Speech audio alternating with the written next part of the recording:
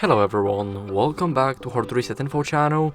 In today's video, I'll show you how to set a custom ringtone on iPhone 16e. Let's get started. So the first step is to open settings. Now here, what you need to do is scroll down until you see sounds and haptics.